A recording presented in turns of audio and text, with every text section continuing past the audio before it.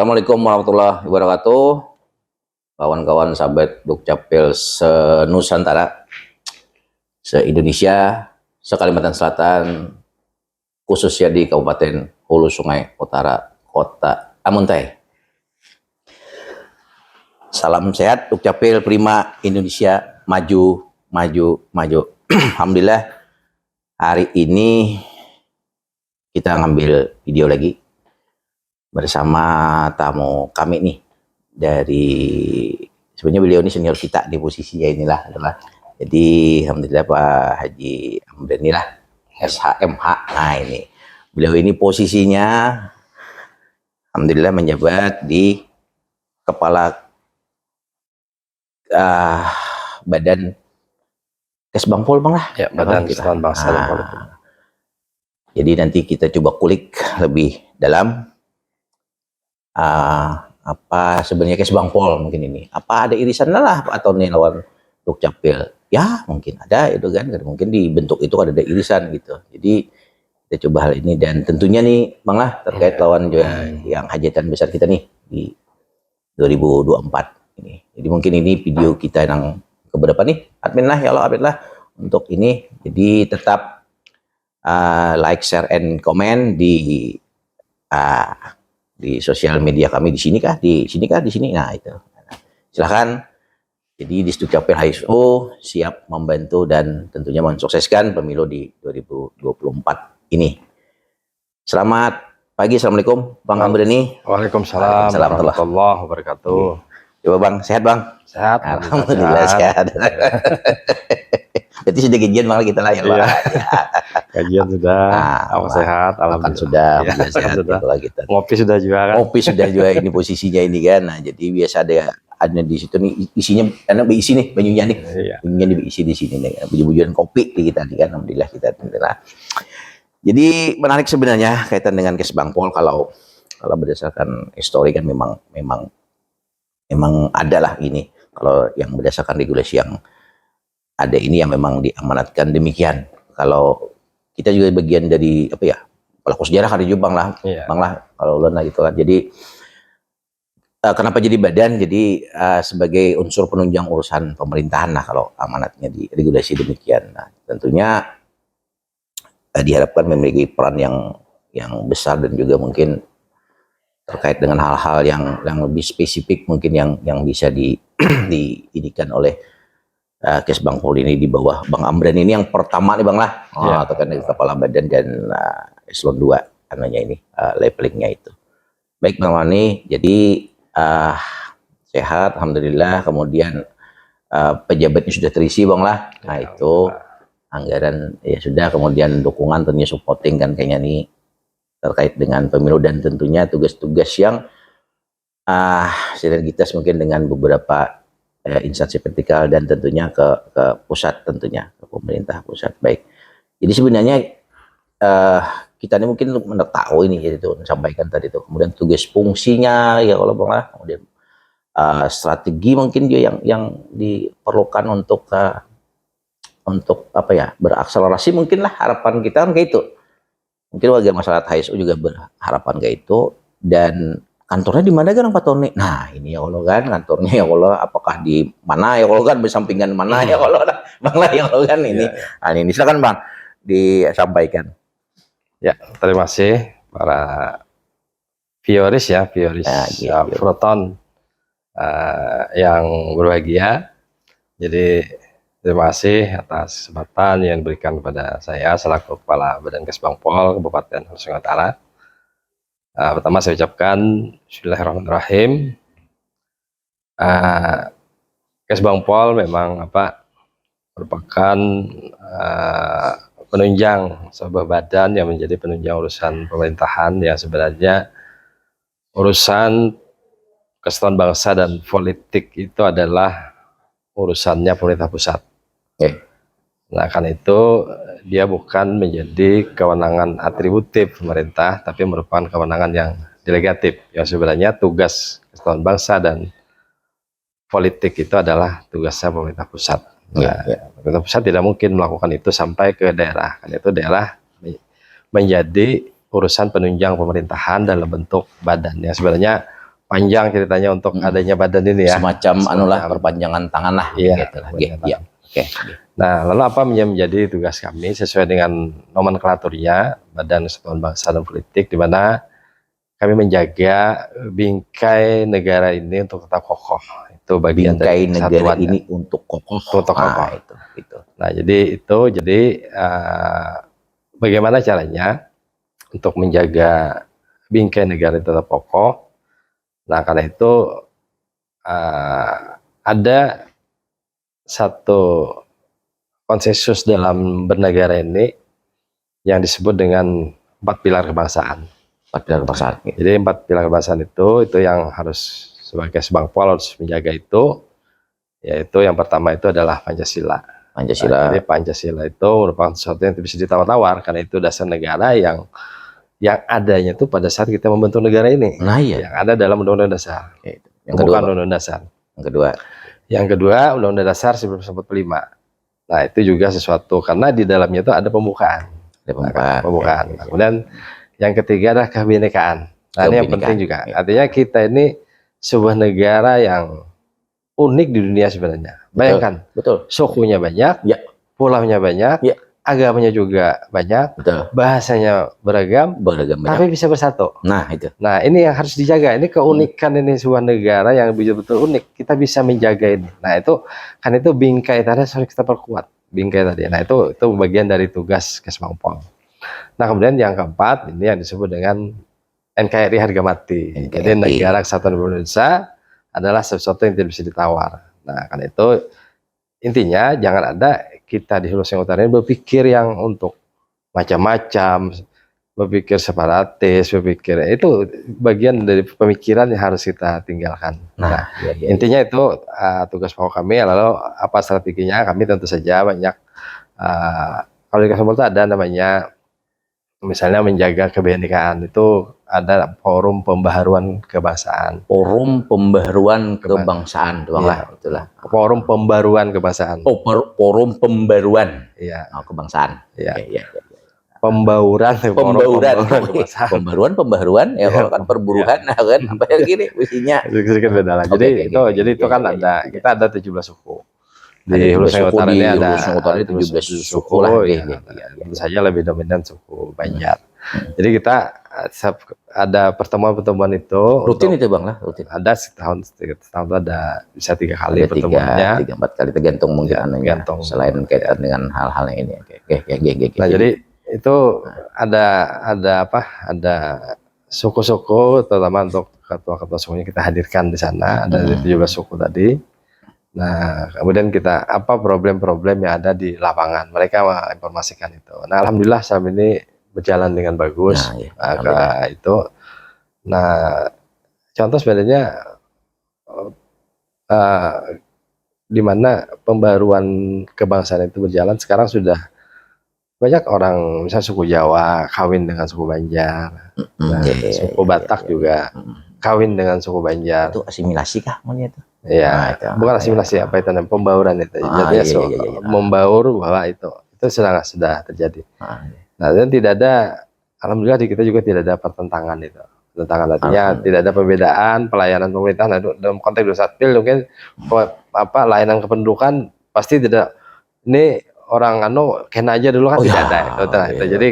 Jadi Dukcapil sebagai pelayanan yang terdepan untuk pelayanan kependudukan tentu juga harus menjaga kebinekaan itu, menjaga bahwa kita adalah berbangsa yang satu yang sudah kita sepakati.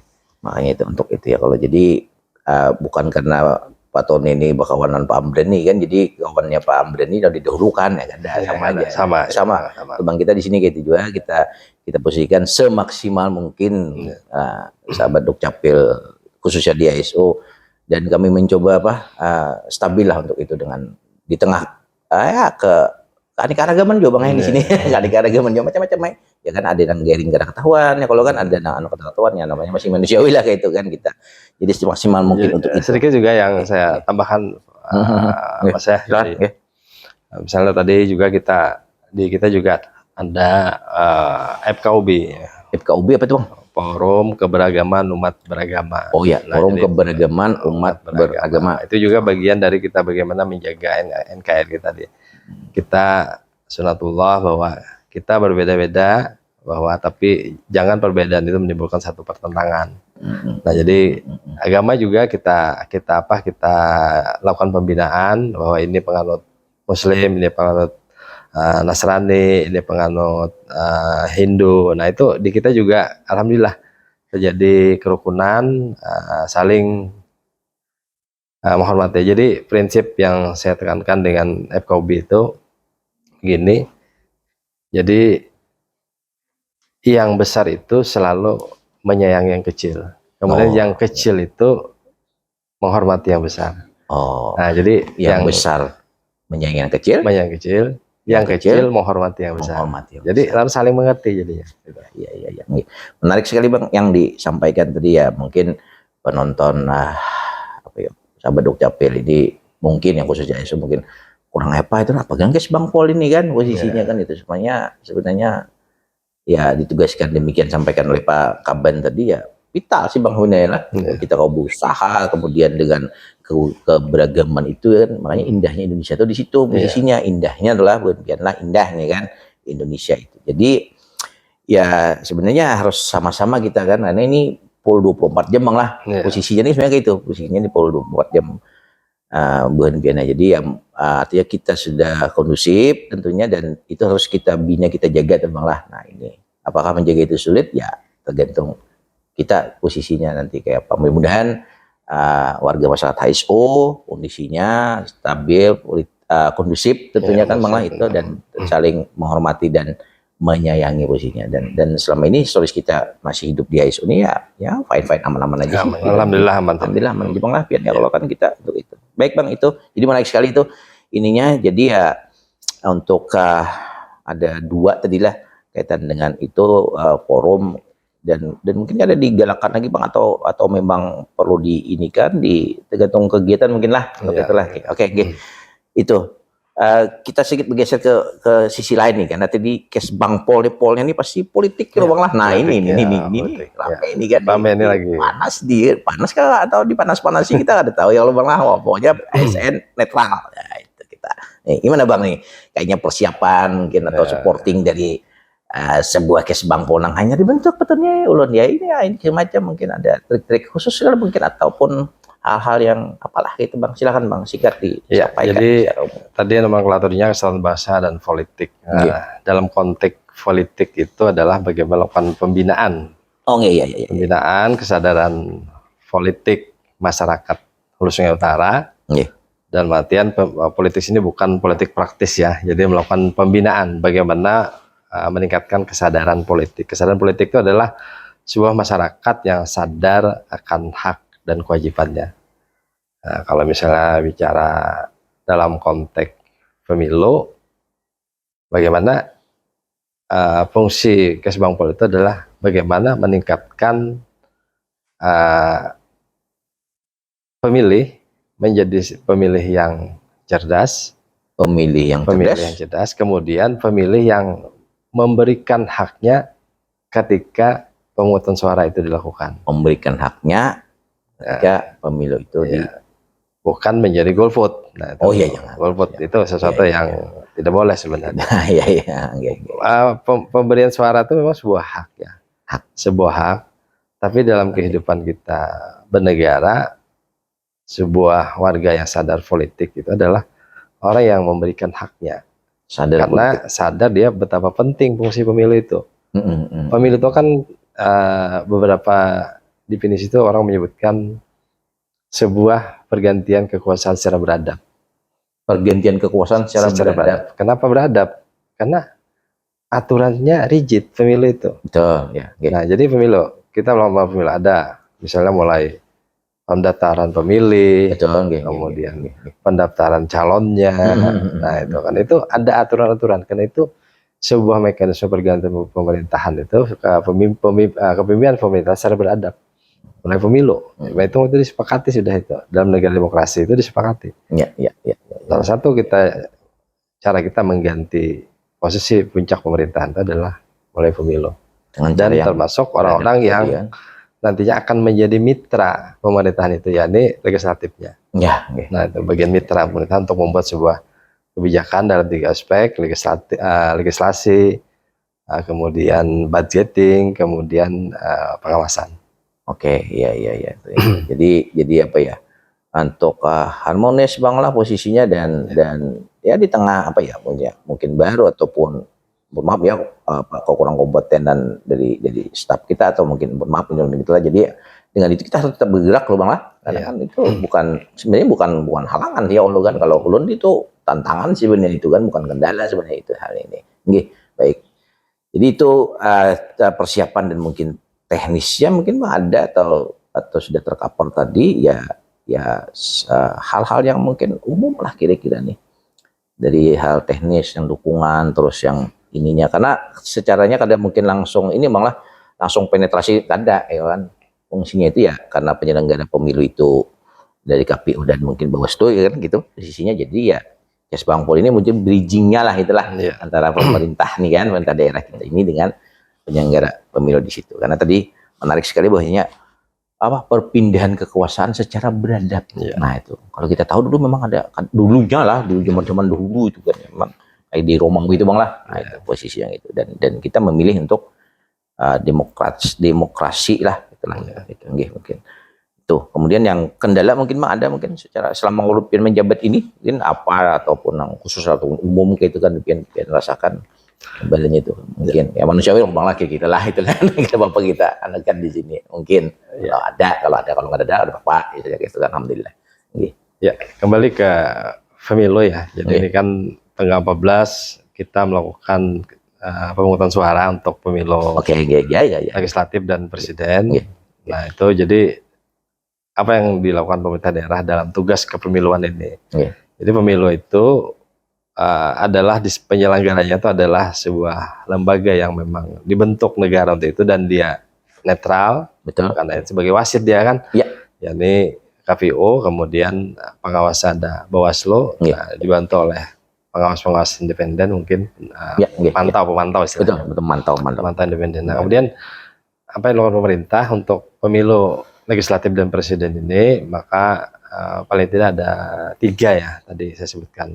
Yang pertama, pemerintah daerah harus bisa menjamin kondisi daerah yang tetap kondusif, aman, tentram, damai, masyarakat tetap beraktivitas secara ekonomi, kemudian harmoni sosial tetap terjalin. Nah, kemudian dan itu sudah kita lakukan, pemerintah daerah menjaga itu. Kita sudah tadi melalui forum pembaharuan, melalui KUB, kemudian kita juga mengundang komunitas intelijen untuk bagaimana membaca situasi daerah ini. Nah kemudian dengan satu kesimpulan bahwa alhamdulillah daerah kita aman, kondusif, masyarakat beraktivitas secara ekonomi. Nah kemudian juga tidak ada terjadi pembelahan. Walaupun sebenarnya media sosial kalau kita amati sangat kencang sekali media sosial untuk mengiring pembelahan masyarakat itu sangat kencang media sosial. Alhamdulillah di masyarakat kita tidak terjadi itu. Tidak terjadi. Kalaupun ada persaingan antar caleg misalnya, itu sesuatu yang wajar. Wajar saja kan, orang namanya berkompetisi. Tapi tidak sampai terjadi pembelahan. Nah, kita indikasinya bisa melihat. Kalau misalnya ada kegiatan sosial masyarakatan, misalnya ada orang kegiatan apalah, agamaan apa itu kan, orang sedang walimah perkawinan, tidak ada itu kelompok yang diundang, tidak ada, semuanya membaur.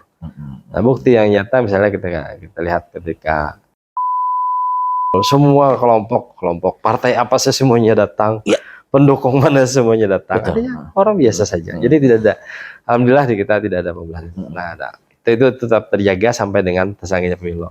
Aman, damai, masyarakat tenang, bisa beraktivitas.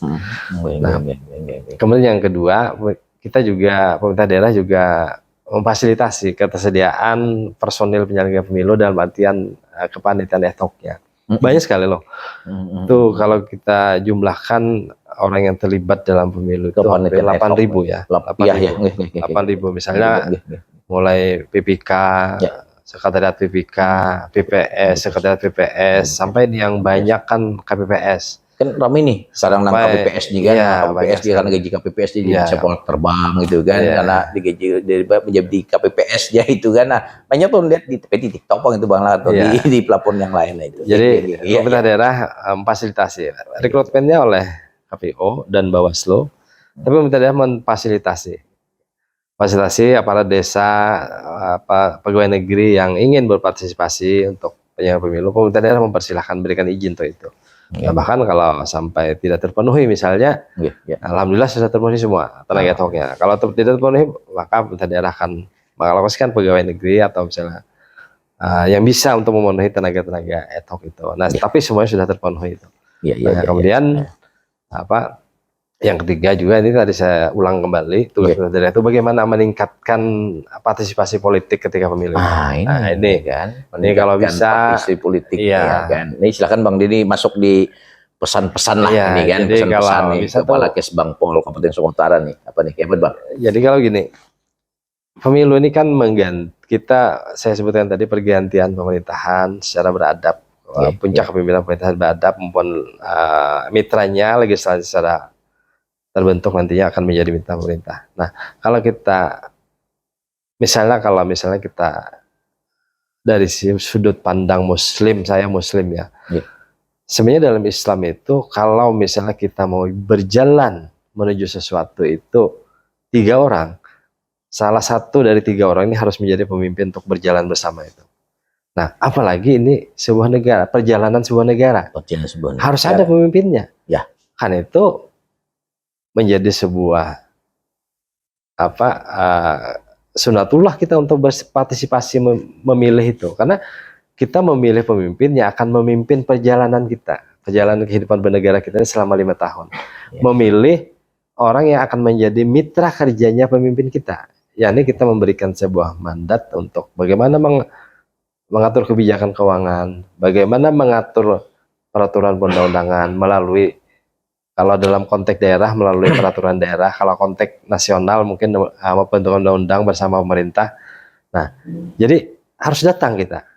Jangan tidak memberikan golput itu sesuatu yang sebenarnya dalam kehidupan kita bernegara itu sesuatu yang tidak sikap yang tidak pas sebenarnya dalam bernegara itu tidak pas karena sebagai warga negara sebagai warga negara macam kata kepedulian mah pemimpin itu penting dalam hidup ini. Kita aja di rumah kan ada pemimpinnya. Betul. Dalam lingkungan masyarakat ada RT, kemudian ada kepala desa, ada bersama sampai kepada tingkat negara kita. Jadi penting pemimpin itu saya himbau pada warga masyarakat berikan hak Anda, datang hak Anda untuk memberikan suara yang sebenarnya itu adalah sebuah keputusan Anda selama sekian menit di dalam bilik suara untuk menentukan bagaimana kita menjalankan kehidupan bernegara ini dalam beberapa tahun ke depan, dalam konteks pemilu 5 tahun. Karena itu sebagai pemilih yang cerdas, ini masa Anda perenungan. Kalau bahasa itu masa-masanya kontemplasi untuk menentukan keputusan pada tanggal 15 nanti. Nah, sehingga hasil kontemplasi ini akan membuat Anda bergembira selama 4 tahun lebih ke depan, karena hasil pemilu akan Anda nikmati bukan hanya 1 hari H, tapi hasil pemilu akan Anda nikmati 4 tahun lebih dengan terbentuknya pemerintahan yang bisa membangkitkan kesejahteraan masyarakat kita di khususnya maupun Republik Indonesia pada umumnya. Oke, jadi itu yang disampaikan Bang Freddy kan. Terima kasih Bang. Itu jadi mohon dengan hormat sangat datanglah ke TPS lah, berikan hak Anda di situ. Nah, kalau pilihannya suka-suka lah, dengan keyakinan terjemahlah. Ini menentukan dong ya, menentukan untuk 5 tahun ke depan dan khususnya hal yang baik. Jadi kemana dengan keputusan malah kalau ininya. Jadi hak masing-masing. Nah, ada kewajiban malah kita. Nah, ini bilang kita dan tak tahu ada pemimpinmu kan gitu. Oke. Baik, itu aja Bang Hamrani. Mungkin kita sampai sini. Tentunya terima kasih lah. Jadi kalau menentukan only lah, lian ini kan, ini untuk belum juga nih secara langsung. Pada langsung gitu Bang lagi. Kita kan ada persaingan kalau bang antara kasih dan kapan ya kalau. Oke, tetap sinergis kita bang untuk mendukung mengungkap HSO ini di pelapor kita ini. Demikian Bang Abdul, terima kasih. Tetap sehat, semangat kita khususnya untuk keberlanjutan pembangunan Hulu Sungai Utara Provinsi Kalimantan Selatan, Negara Kesatuan Republik Indonesia. Wabillahi taufiq wal hidayah. Silahkan nanti kembali di share dan komen sosial media kami sini ya. Nah itu, dan like and share tentunya, silahkan komentar dan hal-hal lain terkait ke administrasi dan catatan sipil. Kita ada panduan layanan juga, informasi gitu, silahkan datang. Dan sekali lagi Disdukcapil HSO siap mensukseskan pemilu 2024 ini dan bersinergis dengan penyelenggara pemilu dan lain-lain. Tolong didukung, artinya yang belum rekam tentunya ini kan, silahkan kepala-kepala desa ini kan dilihat, dipantau, kemudian para camat ya tolong dibantu juga posisinya untuk kita mensukseskan pemilu dan tingkat kehadiran ke TPS bang lah tinggi itu. Demikian, salam sehat, Dukcapil, prima Indonesia maju.